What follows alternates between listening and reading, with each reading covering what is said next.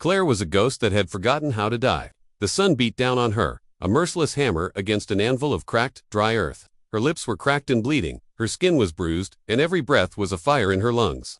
She stumbled onward, a scarecrow in rags, driven by a fear so profound it had become a part of her.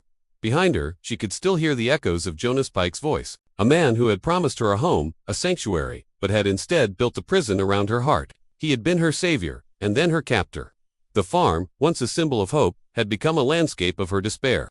Every rustle of the dry grass sounded like his footsteps, every shadow seemed to hold his menacing shape. She had to keep moving. The dream of freedom was a fragile flicker of light in the vast darkness of her reality. She remembered the early days, his gentle hands and kind words, a stark contrast to the rage that consumed him later. What changed? What twisted that love into something so possessive and cruel? She didn't have the answers. All she had was the desperate, pounding need to survive. Claire clutched the small, worn-out photograph in her pocket. It was a picture of her sister, smiling, a beacon from a life she barely remembered, a life before Jonas. That was her destination, her North Star. If she could just make it to the next town, if she could just find a friendly face, maybe, just maybe, she could start to piece her broken self back together. But Jonas was not a man who let go. He was a hunter, and she was his most prized possession.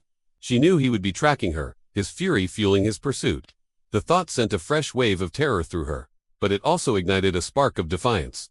She was not just prey. She was a survivor. She had endured his cage, and now she would outrun his rage. Her journey was more than just miles of unforgiving terrain. It was a battle against the voice in her head, his voice, telling her she was worthless, that she couldn't make it on her own. With every painful step, she fought back. "I am strong," she whispered to the wind, her voice hoarse but determined. "I will be free." As dusk began to settle, painting the sky in shades of orange and purple, Claire found a small rock outcropping to rest. The cool stone was a small comfort to her aching body. She looked back the way she came, at the endless expanse of nothing, and for the first time, she didn't just feel fear. She felt a sliver of hope. She had made it through another day. This is the story of Claire's harrowing escape, a testament to the resilience of the human spirit in the face of absolute control. It's a journey about reclaiming one's life, one agonizing step at a time. What happens when the will to live is all you have left? You fight, you run, and you never, ever look back. Thank you so much for joining me on this story. If you were moved by Claire's journey, please hit that like button and subscribe for more content that explores the depths of human strength and survival. We'll see you in the next one.